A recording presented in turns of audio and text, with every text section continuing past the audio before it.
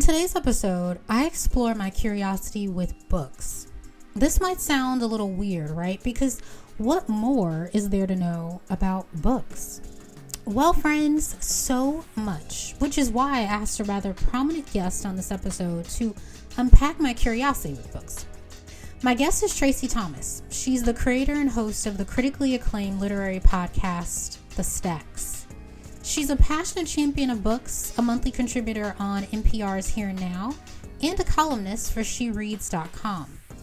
We talked about the definition of books, how audiobooks are a more accessible way to read, why book covers are so important, and why she's not interested in reading the Bible, although it is the #1 best-selling book in the world. So let's get into my curiosity. What's up with books? Featuring Traci Thomas. Hi, Traci. Hi.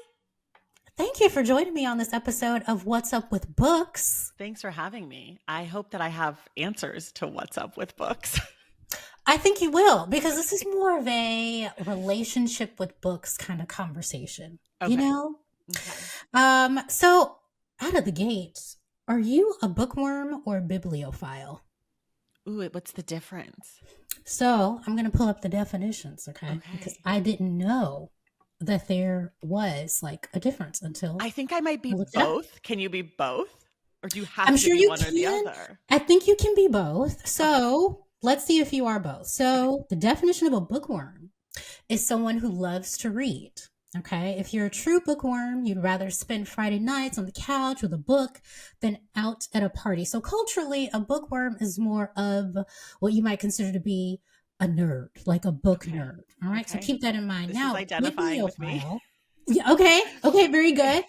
Bibliophile, okay, according to Google, is a person who collects or has a great love of books. And that's it. Okay. So I am definitely both. I love books. I have many books in my home. I actually read the books. So I think that I am both a bibliophile, because there are people who collect books and that's like its own hobby. And I respect the shit out of that. And I am that. But also I am a bookworm because I do read a lot of books. So both. I'm a biblioworm. You're a biblioworm. I love it. We coined a new term. Yeah. And for my listeners who are just listening via audio only, I am looking at a really beautiful background of Traci with color-coded books. And if you're a New Yorker by any chance, the only place I've ever seen color-coded books is in the Strand. Are you familiar with the bookstore, the Strand? I am not a New Yorker, but I lived there for 8 years, so I know the Strand well. Very good. So you're a what did we say? A biblioworm. A biblioworm. So a bookworm and a bibliophile. Yeah. Okay, great. Okay. This is going to be a little bit of a divergence, but I do want to know why you color-coded your books. Okay. People always ask me about this. It's a very contentious subject. I am an extremely visual person. And for me, because my job involves receiving hundreds of books a year from publishers, it is easier for me to see a book and remember a book than it is for me to remember the author's name or even the title. And sometimes like I can be like, oh, what was that book? I feel like it was about, World War II, and it had the red writing and it had like the black and white photo. And then I know to kind of go to my black section or my red section, and try to find it. Whereas if I had to come up with the author's name, it's never going to happen. So for me, it's just a lot easier. I can tell you exactly where every book in my house is that's on this wall, or I have another color-coded wall inside of my home. I'm in my office right now, but I also have you can't see them, but I have these huge stacks of books next to me that don't have a home right now, and they are not color-coded. And every single day when I have to find a book from those stacks, I have to go through every single stack because I have no clue where the books are. And I'm like, it's purple, I think, but there's like a lot of purple books over here. So the color coding just helps my brain. I don't think that libraries or bookstores should do it. It works for me. I understand for a lot of other people, like if you came to my house looking for a book, you wouldn't be able to find it if I Mhm. wasn't home. But also, you're not invited to my house to take my books if I'm not home. So it works out great. So, you know what, Traci? This is a spicy take, and I'm glad we're going here because there's a whole spicy take section. Spicy take for me was when you said you don't think bookstores should color code their books. So let me actually give a little bit of color, no pun intended, to the Strand. If you remember, I've only seen color coded books like at their register, Yeah. not like when you're looking for an actual book. Yeah. Yeah. So And I think that's yes, correct.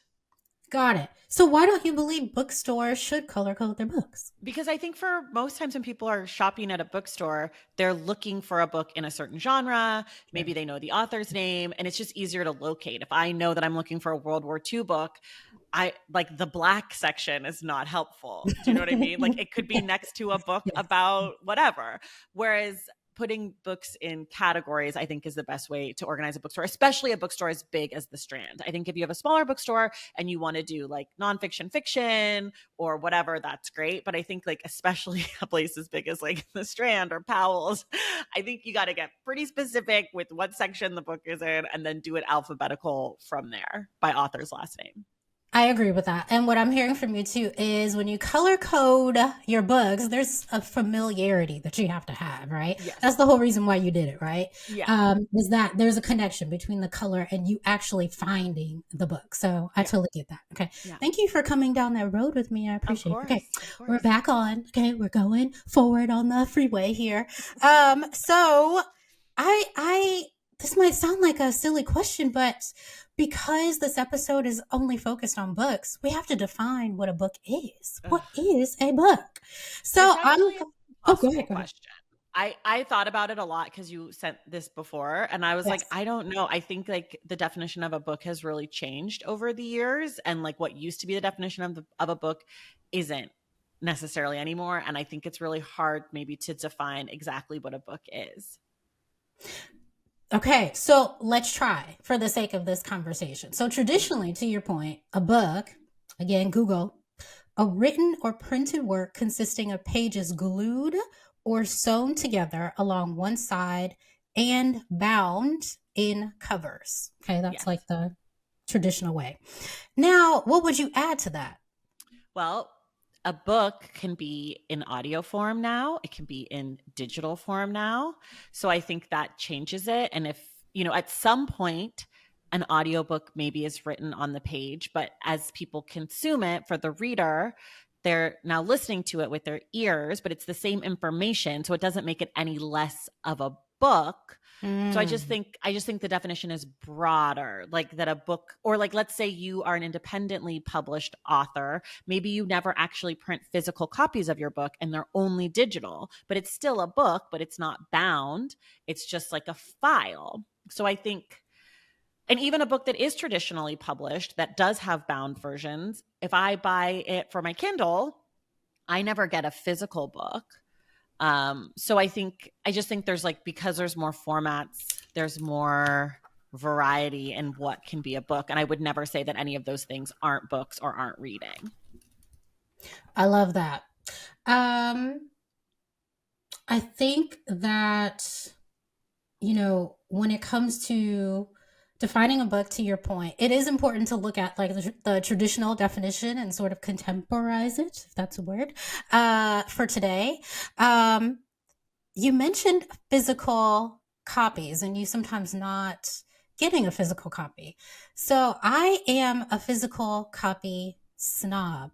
Mm-hmm. I don't actually believe that, and this is a spicy take, I don't believe that I can enjoy a book as much as when I have it physically in my hands, when I can engage with it by writing in it, highlighting in it, maybe even talking to some of the sentences or responding to some of the sentences. Have you always been that way, to where you've been open to reading without having a physical copy? No, I mean, I think the thing that's important, what you said, is like, for you don't think you could enjoy a book in that way. I think for a lot of people, for a myriad of different reasons, their preferred way to read is an audiobook or a digital copy. For example, I had a Kindle and I rarely used it. And then in 2019, I had twins. And so I could read on my Kindle at nighttime when I was breastfeeding, which I couldn't do with my book because I'd have to turn the light on and that would be too bright. And so I was able to read and enjoy reading off my Kindle for sort of accessibility reasons. I have a friend who has a ocular degenerative disease. So it's hard for her to read from the page and easier to read because it strains her eyes. It's easier for her to read using audiobooks. So the enjoyment of the thing, I think, is super dependent on the person.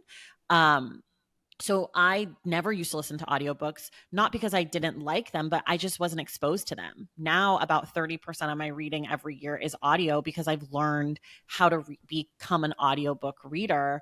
And I do say like learn because I think it is a skill. I think if you put on one audiobook ever and you don't like it, that's a you thing. And you have to find the kind of audiobooks that are right for you and the speed that's right and the kind of voice that's right and how, you're training yourself to learn through oral tradition as opposed through reading with your eyes. And so I think that like it can be learned. My personal preference is to read off of the physical page, but I also like to read in the bath. And if I'm going to read in the bath, I prefer to have my Kindle because then I don't have to have a light on. I can be in the dark and be all moody in the bath with just my little Kindle. So, it's for me, it's very specific to time and place and what I'm feeling like and what I'm up to. And I think, for whoever it is, I think reading is so personal that it makes sense that you might have multiple platforms that you like. And also that you might never want to listen to an audiobook. You might have tried 20 audiobooks and just been like, I don't learn orally as well as I do,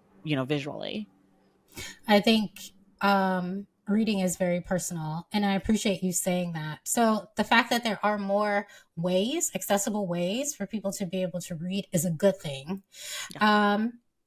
I do want to, also kind of go back to what you were talking about in terms of specifically audiobook reading, where you have to find, to your point, right voice, the right speed, all these different things that will, I guess, help you adapt to learning to read in that way.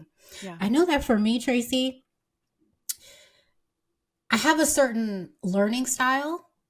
I guess you would call it kinesthetic, to where it's so challenging for me to be able to take in reading like audio. What's the word? Audially? I don't know the word. Right? Via audio.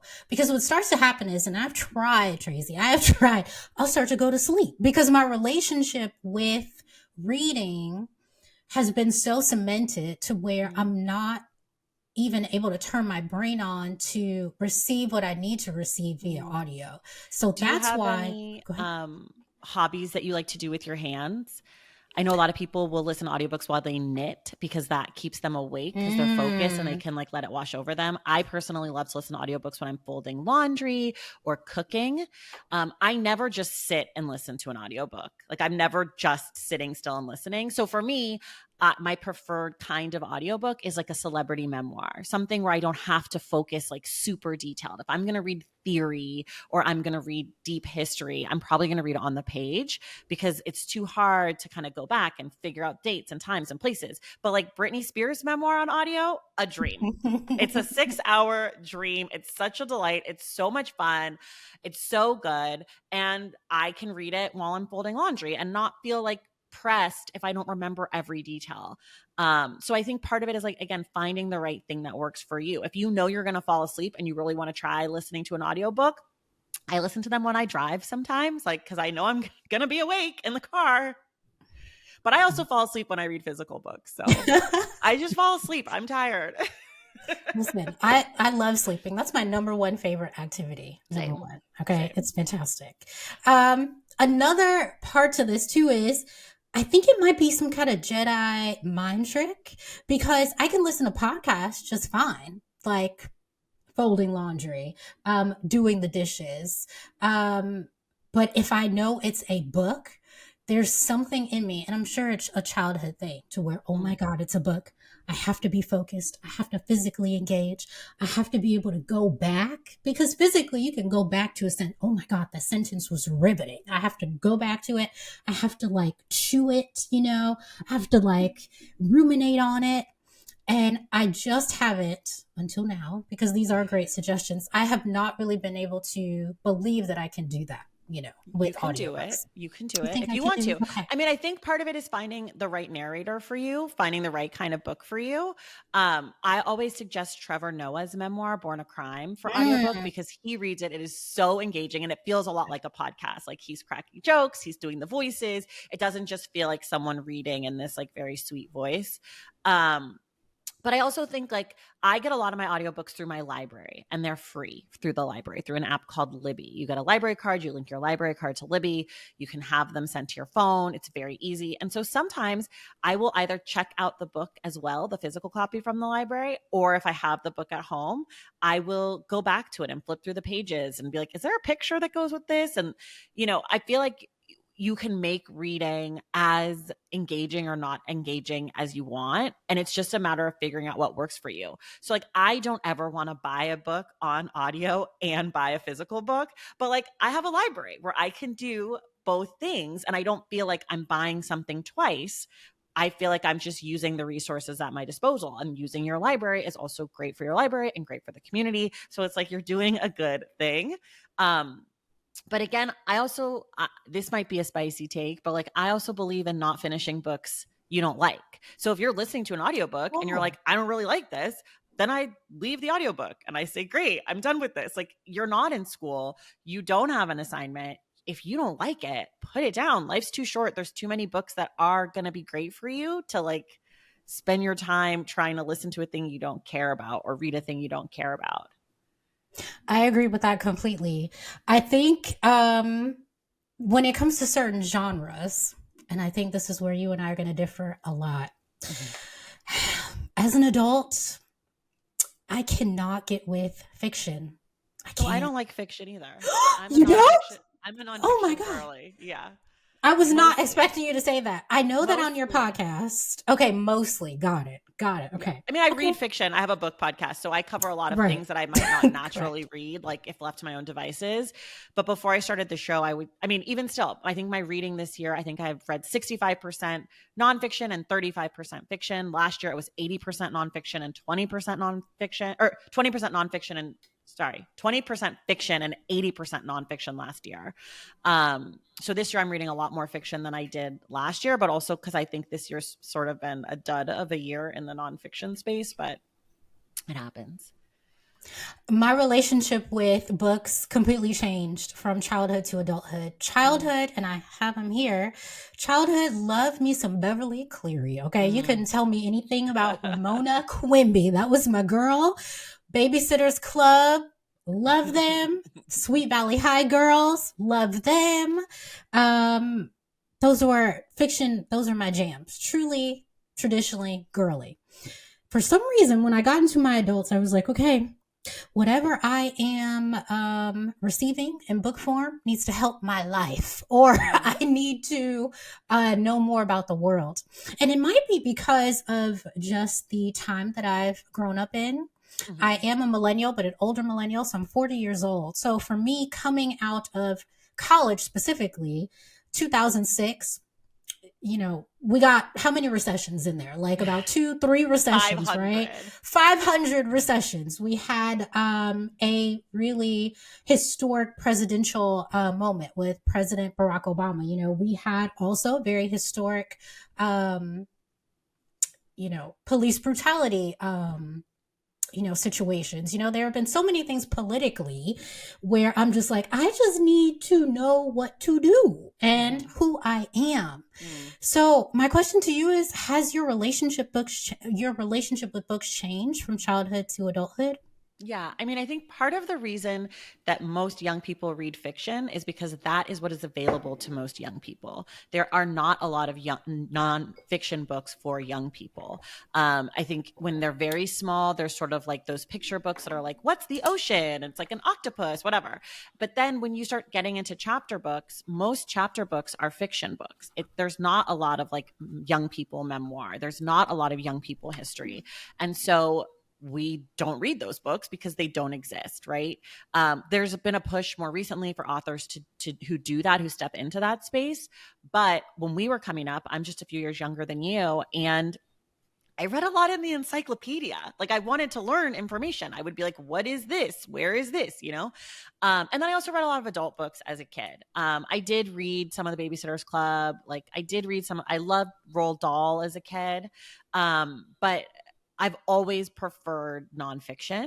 And so as I got older, I realized that there were all these books on topics I was interested in, and I could read those. My relationship has gone back more towards fiction because of the show, because my job is to read books and talk about them. And so I need to know what's going on in the world of books. So I read the buzzy books. I read books that are recommended by my friends. I read books that are on prize lists.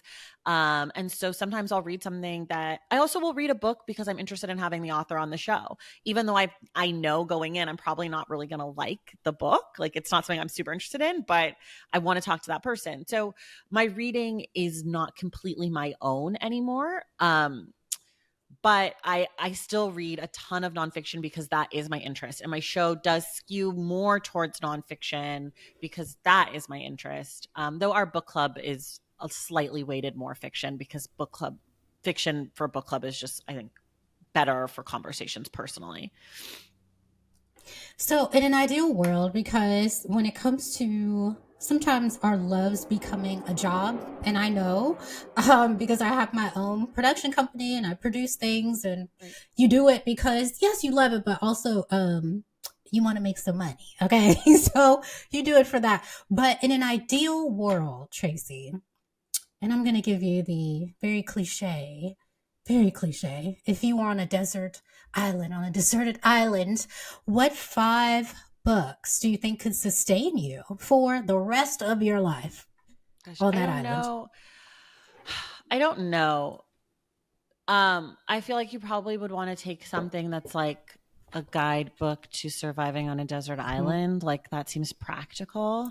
Duh, yeah. But I think I probably would pick some fiction books actually, like because I think that I don't know like what good the history of Jonestown is going to do me on a desert island, right? Like I think maybe some great Toni Morrison, maybe Song of Solomon would be really nice to revisit. Like you'd need something really rich and dense and like worth revisiting.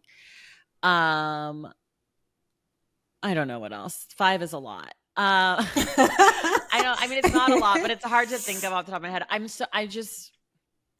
I don't know. If I was going to bring nonfiction, maybe I would bring Heavy by Kiese Layman, which is one of my favorite memoirs. Because that book is really rich and dense. I don't know. That's 3. That's good enough, I think. I think that's good. And you get the gist. You get the gist. I get the gist. Yeah. And you talked about the psychology, which I loved. I never thought about that. Is okay, what kind of books would kind of help me stay sane, right? Maybe keep me a little bit light, help me stay hopeful in some I thought kind of something. Way. Okay, I would let's bring do my it. complete works, my Shakespeare complete works, because I am a big Shakespeare fan, and then I could have all 37 plays, all of the sonnets. I could really dig into the text. That would keep me busy. So yeah, I would. So that's 4. That's 4. The 5th book would be a mood read. I don't know. The 5th book would be a mood read. I love that. Going forward with these deserted island questions, I think people should probably answer more from a psychological perspective. Like, okay, how is this going to get me through instead of just my favorites in this world where I'm not on a deserted island, Right, so I love that. I love that. Okay, I want us to do a fun game. It's interesting because I feel like I have a lot of games with you that we might get to. I love a game. We're going to go. Yes. Okay. So we are going to, is it really going to be a game? Let's see. I want you to guess what particular books are about according to their book covers. Are you okay with that? Yeah. Okay, great. Let's do it. All right, hold on. I'm going to share my screen. What if I've read the book already? Is that okay? You haven't. You haven't. Okay. All right. Can you see my screen? Yes. Okay. Okay. So here we go. And for the audience, I'm just going to be narrating, or if you can kind of like describe what you're seeing. Okay. For the book is called My Own Worst Enemy, A Black Man's American Story. It's by Ismail R. Brown. Mm-hmm. We see half of his face. He's a Black man, as the subtitle suggests, and it's got writing on it. I can't actually read the words, but it's like a picture of him, and then it's sort of like, it looks like it's like Black, like man story. And then off to the side, we see a tree with something hanging on it. I can't exactly see what those are. Is that a rope? You know what? I can't zoom in. Okay. And It's like I a actually don't know. screen. But yeah. Something hanging off of it. Red hanging off. Red hanging off it. Okay. So my guess is this is about the red is making me think maybe it's like a gang story. Like this is about his life, like in a gang. The picture sort of looks like a mugshot. So it seems like he's gonna be in trouble with the law. Also with like My Own Worst Enemy. Generally, yeah, I can't quite tell what's hanging there. I wish I could. I'm going to try to pull it up on my screen really quickly. I don't exactly know, but it's good. It's fine. You don't have to know specifically. You don't think? I don't think so. I think you want to know what that is. Then because it maybe is a noose. If it's a noose, I can't. It's maybe a noose. It's really hard to tell what it is. It could be a lot of things. I zoomed in. I can't tell.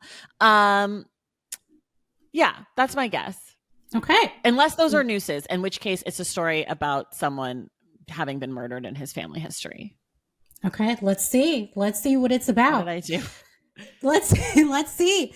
Experience the ups and downs of a young man looking to discover himself despite all the challenges he's up against. And I'll read one more sentence. Learn how he overcomes societal stereotypes as a Black male in America, all while assuming ownership of the countless relationships he's damaged and, more importantly, forgiving himself along the way. Okay. How do you think you did? Well, it says he takes time. I think I did okay because down there it says it takes time to address prominent youth, male role models, mass incarceration. So I got in trouble with the law. I don't know. I don't even think that description really explains the book very well. I'm like, I don't know what it's about. It's just about him being Black, I guess. I think this is what's interesting about book covers, because I know that you had a conversation with Lauve about book covers and how important they are, right? Yeah. And so I think the intention, and you did, pick up on it, the intention was to basically show, his experience as a Black man in America. Yeah. So I think that is the, he was hoping that this, cover would reflect that. But just based on, our conversation, it can kind of get a little murky, as to what it's not super really clear. About. It's right. Correct. Yeah. It seems like it could be about a whole bunch of different things. Okay. Yeah. Next one. All right. Here you go. Can you describe that for us? Wait, I don't see it. Oh, you don't? I'm so sorry. My Own Worst Enemy. I'm so sorry. Here we go. Okay. It's called If You Buy a Boy a Donut, It Doesn't Mean He'll Love You. And then it's like a gray background with white writing, and then two donuts. One, it looks to be a sugar donut, and one looks to be a sprinkle donut. This is a memoir, maybe. No, this is If You Buy a Boy a Donut, It Doesn't Mean He'll Love You. Okay, it definitely has like some it's a comedic book for sure. There's some jokes in there. I can't tell if it's a memoir about this person's life, or if it is like dating advice about like how you can't just like buy people. I don't know. I know it's funny. That I know. Okay. Let's see. Okay. If you are currently attracted to unavailable men, lack Okay, it is standards a for date. how you should be treated, or consistently find yourself in situations where you are giving more than you're getting, this book will help you laugh about it. Yay! Basically, Okay. yes, you got it. I got it. Fantastic. So would you say that this is a pretty good book cover to reflect No, it needs what a it's actually about? subtitle. It needs a subtitle. Okay. And I don't think What it are should your have donuts on it because you don't that makes you think that it could be a memoir about like eating. I don't know. I think the food, I get that the food is Ah, in the title, but okay. I wouldn't have put, it doesn't seem clearly dating. Maybe if they change the background to like pink, that would signify a little bit better that it's like geared towards women because that's what it sounds like, even though it could, it doesn't seem like it's a book geared towards same-sex relationships, but who knows? So that's what I would change. Okay, great. We're going to do one more. Okay. Here we go. Marriage Be Hard. Wait, I don't see it again. Refresh. I'm so sorry. It's See, okay. here we go. Marriage Be Hard. Okay, go ahead, Marriage Traci. Be Hard. Okay, this is a red book with white writing that says Marriage Be Hard. And then the subtitle is 12 Conversations to Keep You Laughing, Loving, and Learning with Your Partner. It has two authors, Kevin and Melissa Fredericks, and they, I'm assuming, are the people on the cover. There's a woman in a white wedding dress who sort of looks to be stressed out. She's sort of playing with her fingers. Her dress is very dirty. And then there is a groom in a suit, and his bow tie is undone. It's a clip bow tie. It's not a tie it yourself bow tie, which is really telling me how hard the marriage was. That for his book cover, he couldn't even fake it with a bow tie. But you know what? Kevin, great job. This appears to be a advice book about marriage, how to have a successful marriage when times get tough, how to learn and laugh and love your partner during difficult times and be a team together forever, even when your wedding dress is dirty. I love it, Traci. Let's see. I know I got this one right. This was Of course you did. Yeah. Okay, growing up. Well, I feel like this isn't. Okay, here we go. This is the better description right here. Okay. In Marriage Be Hard, the authors provide a hilarious and fresh masterclass on what it takes to build and maintain a lasting relationship. You nailed it. You nailed it, which means, so if you nailed it, the cover's good. Then that means the cover nailed it, right? Yeah, the cover nailed it. And you'll see it says it's a New York Times bestseller, which is an indication that the cover is good, that people see it, they understand what it is, and they buy it. Okay, so book covers. What are some of your favorites? Well, okay. I personally love a photo cover, like a cover where the background is like an image, not necessarily a photo of a person. Here, hold on 1 second. Yeah, no problem. See how I knew exactly where that book was? Yeah, I saw. I love something like this. I'm holding up a copy of this book called Paradise. It's a book about a fire in America, and in like the sky is like really orange. You see all the clouds, and then there's like a little town in the bottom of the smoke. I love book covers like this. This is like my favorite kind of book cover where you could tell it's nonfiction. You could tell it's sort of like investigative journalism or whatever, but it's very clear what's happening. And then I like that the picture is the whole cover, and then like the writing is sort of like in the art. So that's like the kind of cover that I really, really like. And I think that's a really good example. What else do I like?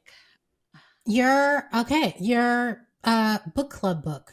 Jazz. I hate those covers because first of all, there's so many. So it really depends on what cover. But if you're talking about the purple with the yellow writing, those are a collection. So they did all of her books. They re-released all of her books, and they all look the same with different colors. Like the Beloved one, it's the same font, but it's red. Tar Baby is like this like dark blue.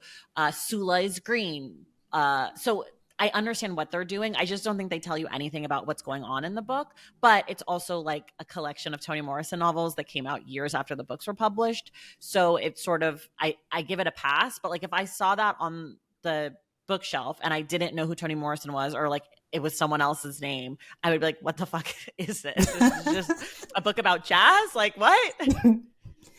That's what I would have thought too. So Traci has a podcast called The Stacks, where she talks to she talks to authors, but they might also be fellow what is the word? Biblio Worms. God, I will get it by the end of this episode. Biblio Worms. And she has a book club, and September's book club choice is Jazz by Toni Morrison. So that's what we're talking about. Okay, so when I saw that particular cover that you just described, yeah, I would have thought it was just about jazz too, but then I know who Toni Morrison is, so I'm like, this is not just about jazz, right? Yeah. What kind of updates would you have given that particular cover, since it's a collection? I mean, with the collection, I think it's kind of hard because I understand what they're going for, of like this like sleek looking, just like set of books that you can have. I don't know. It's so hard. A lot of the covers of Toni Morrison novels are really not great. I think some of them because they're just dated, and some of them because they're like pretty literal in a way that I don't love, or else they're like part of these collections.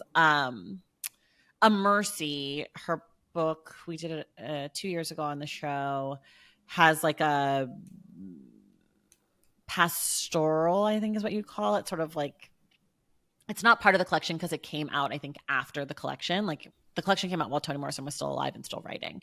And I believe the book came out after the collection. So it's probably my favorite of her covers, though.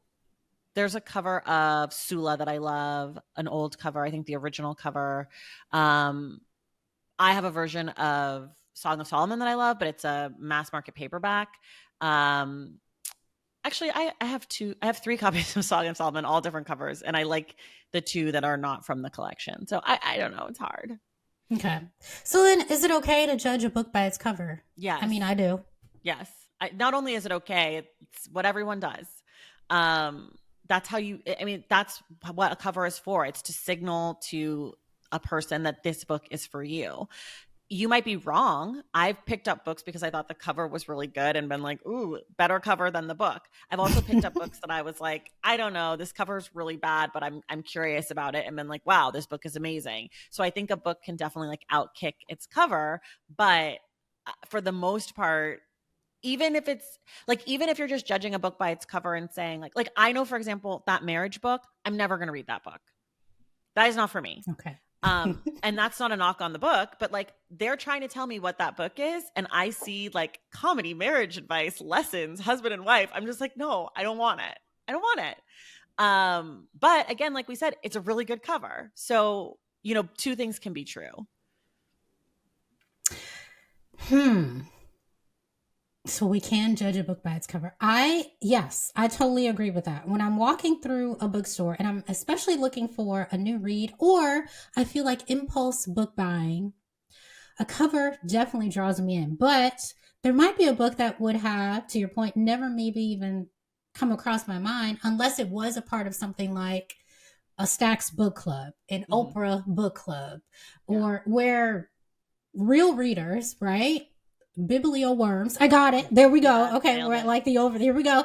Biblio Worms have already done the work for me and been like, okay, this book is amazing because of X, Y, and Z, and the cover might be trash. But I don't think that, and tell me if you have a different opinion, I don't think in the long run that a cover is going to keep you from reaching the audience that you need to reach, and or being as successful as the book can be.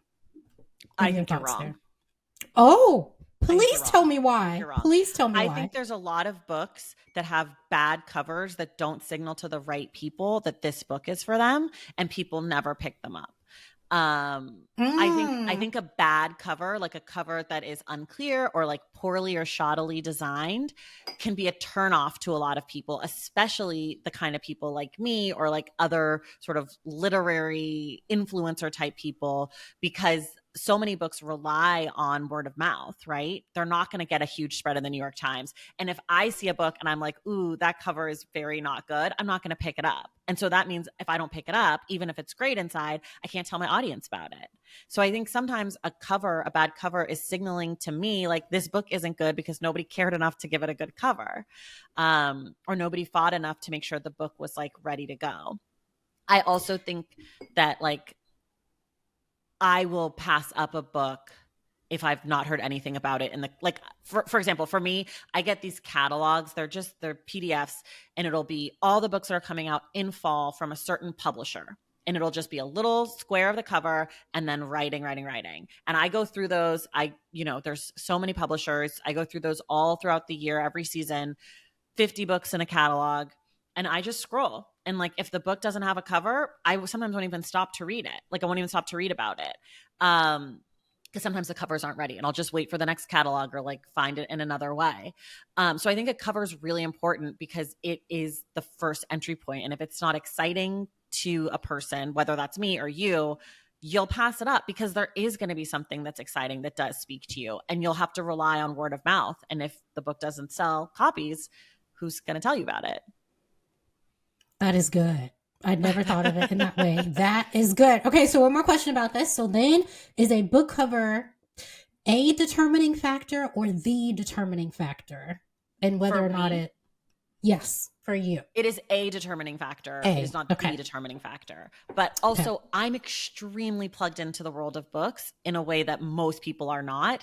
I think for most people, if we consider the copy on the back and on the pamphlet, or like on the little what is it? The little, I don't know, the thing that goes over the jacket. Yes, copy. the jacket. Yes. Yeah. If we consider that as part of the cover, the front of the book, as well as like the jacket copy, then I do think it is actually often the determining factor for most people who are browsing in a bookstore or a library.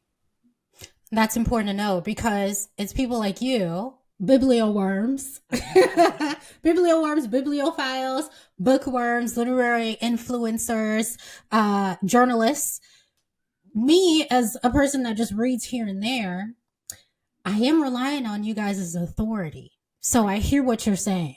You guys are a collective, right? There are so many different types of collectives, but you guys are a collective, right? And you're saying, okay, these books for the year 2024 are most noteworthy. Right. Again, as somebody who just comes in and out of reading books, I'm more than likely going to listen to y'all. Right. And so what you're saying is most of those books, if not all of them, will have engaging covers. Yeah. Right. And I think also, like, what's worth mentioning, and I say this all the time, is that I can't remember where I read this. I wish I had like taken a note when I read this, but something like it takes 8 hits of a book for someone to go out and buy it. So that might mean you see it facing out at a bookstore, and then you hear me mention it, or you see it in an article, or your favorite person on social media, or your cousin, or you hear it on NPR or whatever. But I think it takes like 6 or 8 hits for someone to actually go into a bookstore looking for a specific book, or like to go online and order it. And so while I say like covers can be the determining factor, it might not be the determining factor for every book you read. But if you're just browsing in a bookstore and you're like, I just want to buy something, usually the cover is the factor. If you've not heard anything about it and you haven't heard someone else talk about it, there could be other factors if you're going in looking for a specific book, or you're like, I want a book that's like this, but like, right, like if you start getting recommendations from your bookseller. But for the most part, if you're just like walking into your indie bookstore and saying, I just want to see what's going on, the cover is going to be probably the most important thing in that case.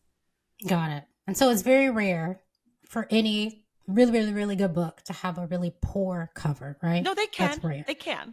It's rare. It's rare. Yes. No, I think really good books can have not great covers. I mean, a bad cover, like clip art, that's going to be rare. Okay. But like, for example, I personally do not like this book, but like, I think that the cover for The Four Agreements is so fugly, but that book is like, you know, has sold so many copies. I think that cover is atrocious. It is a mess. We have to look it up now. Okay, here we go. I'm going to, oh my God, there's a lot going on here. But that book has sold like more copies than Jesus. I don't know. Well, we're actually about to get to the best-selling book in the world in a second, actually. So that was a really good one. But yeah, here we go. This is a really terrible image right here. It's hideous. There's a lot going on. Okay, so what? And so this is a path. So it looks like an intersection. That's what it kind of looks like to me. Okay. In the middle of the intersection are the words, the four agreements. Okay. And there's sort of like these quadrants, I guess that's what you call them, in the corner of each side of the book. And are they supposed to be lotus flowers? I have no clue. I'm not even a plant They're just, person. it's like ugly plants, like unattractive, like sort of wilty plants with like sad flowers. Got it. And the color palette is like sad. It's just It so is ugly sad. to me. But It's bad. now, again, I don't think this is a good book, but people swear by the Four Agreements. It is like a book of so many people's lives. So like, because again, the cover is signaling to the reader. So what I think is a good book is not necessarily what you think is a good book, which is why a book can have a bad cover, in my opinion, and be a great book for someone else. But I know that book is going to be bad for me because it's ugly to me, right? Like, it's got to be attractive to you to want to read it. And it's all so subjective. But there have been times where I picked up a book on someone else's recommendation, though I can't think of any off the top of my head, where I've been like, this book is ugly. And then I've liked it. Or been like, this book is not for me. I'm not going to like this. And then picked it up and been like, oh, I actually do really like this. Surprise, surprise. Yeah, I think of an example, but. So you talked about the Four Agreements possibly outselling books about Jesus. Number one selling book in the world. That's what I thought. Is the Bible. Yeah. And what's number two? What is number two? No, I don't know. I don't. Got it. I don't know. It's up there. So the Bible is the number one best-selling book. It doesn't really have a cover. It just says the Holy Bible. Yeah, but it has really good word of mouth, and it has a lot of people on the ground working in service of it. Excellent. That's a very excellent point, right?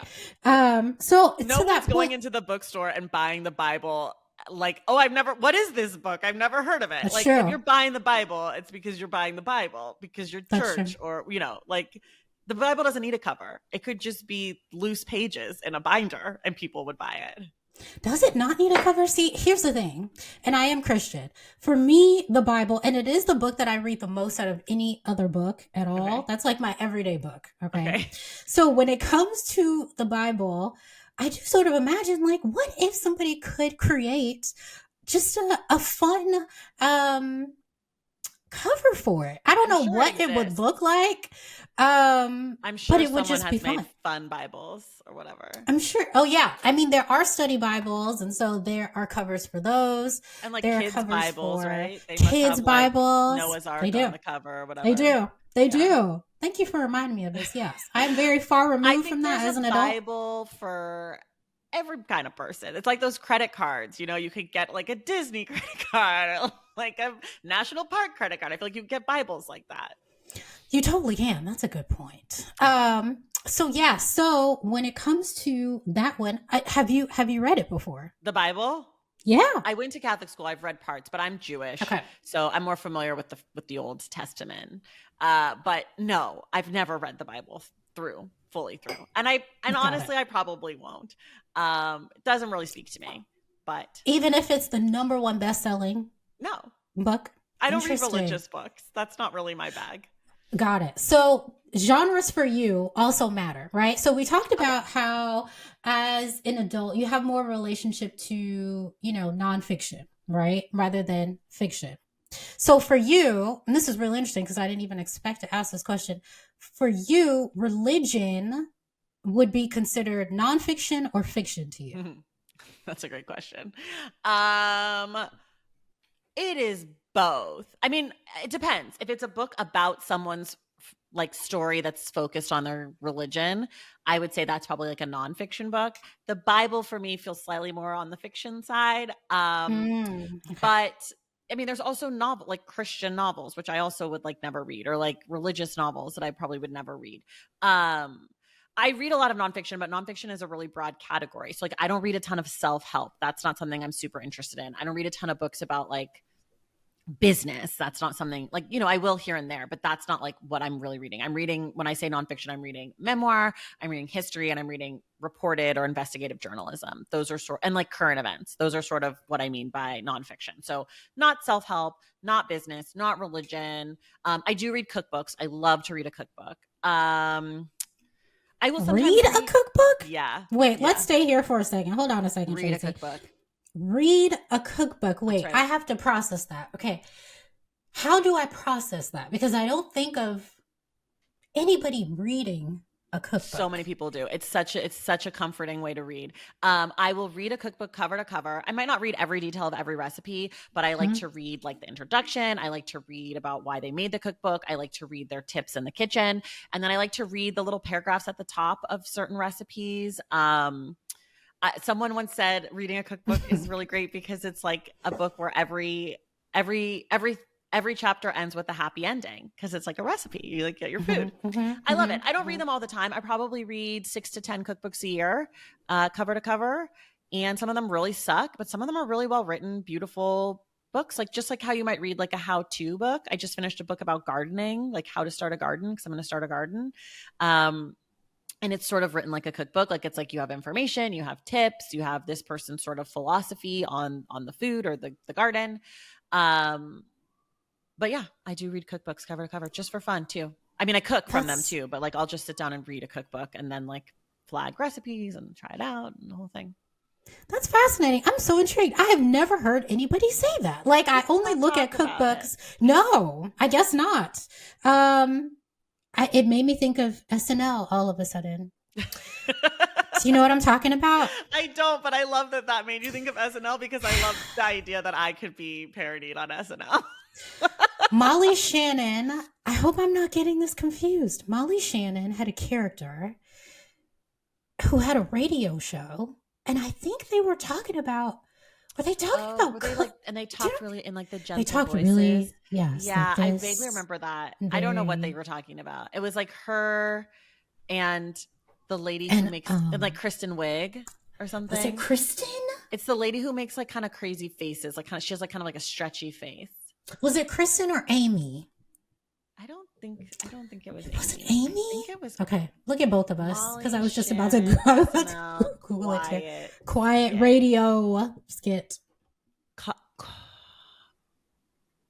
What the frick? No, I can't find it. See, I think it was Kristen. but definitely Molly Shannon. That I know.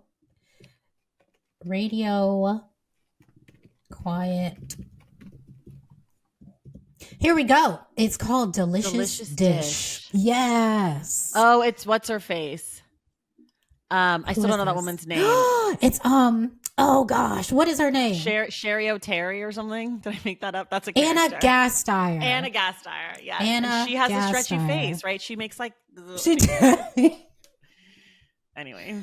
Not the Gumby face. Yeah, Okay, she's so got a really expressive face. So you made me think of delicious dish. Delicious dish. Yes.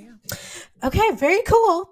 I think I am going. Am I going to go into game time again? We have about 10 minutes. Great. Okay. Do I want to go into? Let me see. Okay, we're not going to do game necessarily. I'm just going to ask you. When books become TV and films, okay. Lord of the Rings, The Godfather, Waiting to Exhale, The Shining, The Color Purple. Just what are your overall thoughts here? Okay, I will give you my opinion that is not unpopular, it's spicy take, as you say. Come on, spicy. I think that movies and TV shows can be better than the book. I think they often are. I think that Tracy, hold on. We have to take that in and you have to say it again. I'm sorry. I think that the movie or the TV show can be better than the book.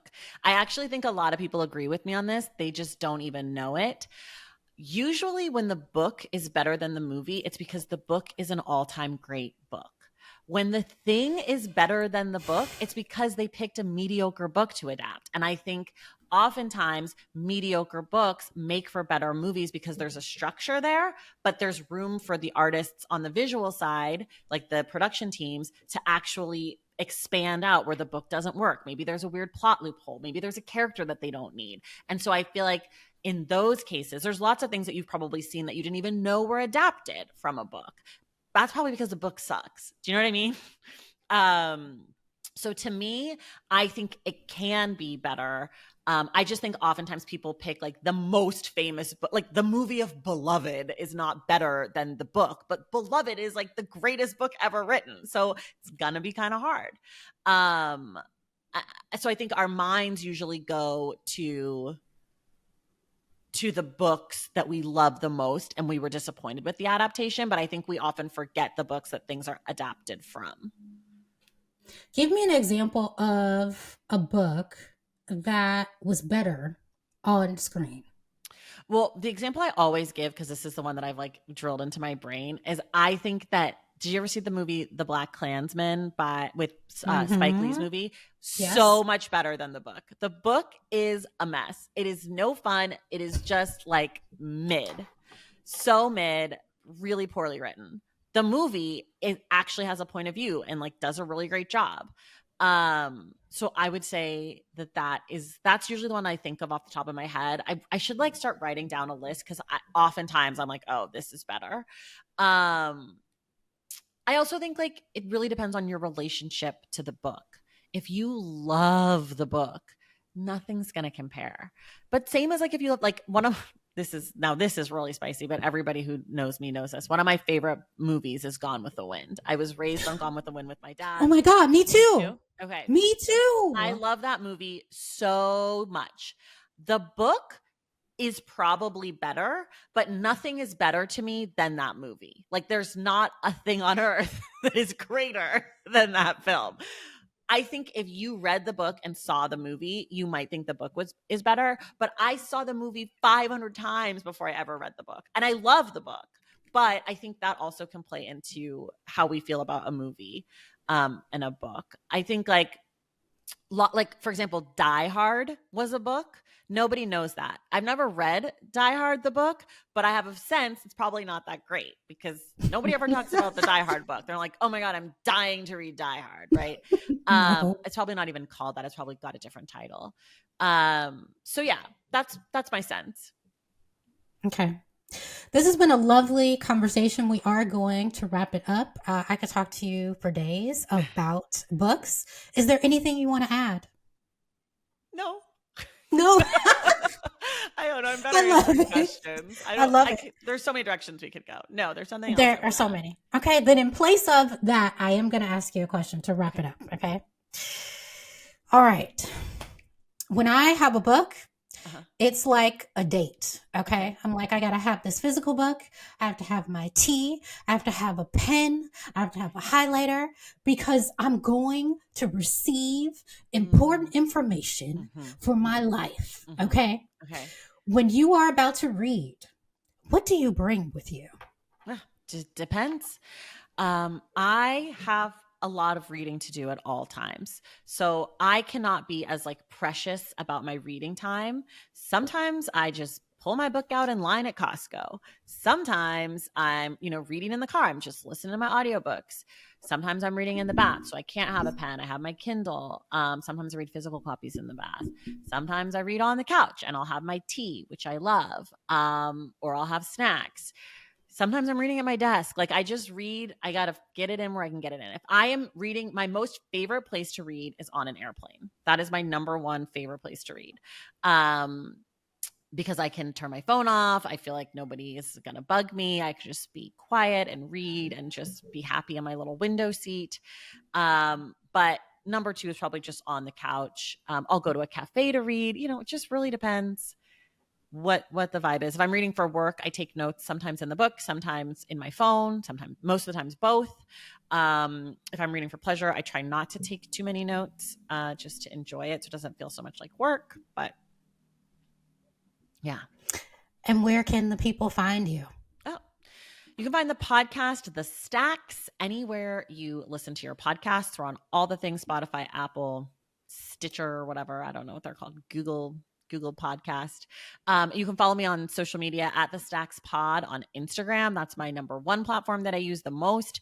I have a Substack. It's called Unstacked, tracithomas.substack.com. I don't know. Just find me on Instagram, and then from there, everything else will be clear. Thank you so much for joining me, Traci. Thank you for having me. This was great. Thank you so much to our guests for joining me, and thank you for listening. This episode was edited by Chase Parker, hosted and executive produced by me, Jennifer Brown, produced by Latrice Lauve, and distributed by BlakOWND Productions. I hope you'll join me again on another episode. The Curiosity Podcast is a safe space to not only explore my curiosity of all the things, but yours as well. And together, we get to dig a little deeper as to why that curiosity exists in the first place.